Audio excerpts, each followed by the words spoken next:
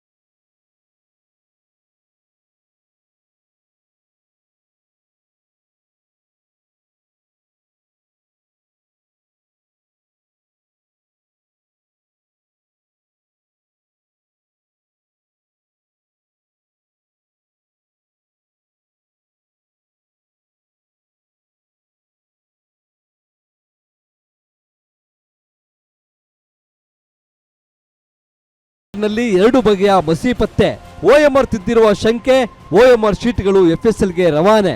Strong ರೂಮ್ನಲ್ಲೇ ಉತ್ತರ ತುಂಬಿರುವ ಅನುಮಾನ.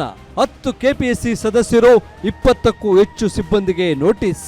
ನೈಜ ಅಭ್ಯರ್ಥಿಗಳಿಂದ ಸಿಐಡಿಗೆ ಸಾಕ್ಷ್ಯ ಹಾಗೂ ಹೇಳಿಕೆ. ಸಿಸಿಟಿವಿ ಮರುಪಡೆಗೆ ಸಿಐಡಿ ತಂಡದ ಪ್ರಯತ್ನ. ಸದ್ಯ ಸಿಸಿಟಿವಿ ದೃಶ್ಯಗಳ ಮರುಪಡೆತಕ್ಕಾಗಿ ಡಿವಿಆರ್ ಅನ್ನ ಜಪ್ತಿ ಮಾಡಲಾಗಿದ್ದು, ಕೆಪಿಎಸ್ಸಿಯ 10 ಸದಸ್ಯರು ಹಾಗೂ 20ಕ್ಕೂ ಹೆಚ್ಚು ಸಿಬ್ಬಂದಿಗೆ ಆಡಳಿತಾತ್ಮಕ ನೋಟಿಸ್ ನೀಡಲಾಗಿದೆ. ಈಗಾಗಲೇ ಹಗರಣದಿಂದ ನೊಂದ ಹಲವು ನೈಜ ಅಭ್ಯರ್ಥಿಗಳು ಸಿಐಡಿ ಮುಂದೆ ಬಂದು ಅಕ್ರಮ ನಡೆದಿರುವ ಬಗ್ಗೆ ಮಹತ್ವದ ಸಾಕ್ಷ್ಯ ಹಾಗೂ ಹೇಳಿಕೆಗಳನ್ನು ದಾಖಲಿಸಿದ್ದಾರೆ. ಮೂಲಗಳ ಪ್ರಕಾರ ಈ ತನಿಖೆ ಮತ್ತು ವಿಚಾರಣೆ ಪೂರ್ಣಗೊಂಡ ತಕ್ಷಣವೇ ಅಕ್ರಮದಲ್ಲಿ ಭಾಗಿಯಾದ ಕೆಪಿಎಸ್ಸಿ ಉನ್ನತ ಸದಸ್ಯರು, ಮಧ್ಯವರ್ತಿ, ದಲ್ಲಾಳಿಗಳು ಹಾಗೂ ಹಿಂಬಾಗಿಲಿಂದ ಪಶು ವೈದ್ಯಾಧಿಕಾರಿಗಳಾಗಿ ಆಯ್ಕೆಯಾದ ಅಭ್ಯರ್ಥಿಗಳನ್ನ ಸಿಐಡಿ ಮುಲಾಜಿಲ್ಲದೆ ಕಡ್ಡಾಯವಾಗಿ ಬಂಧಿಸುವ ಸಾಧ್ಯತೆ ಇದೆ.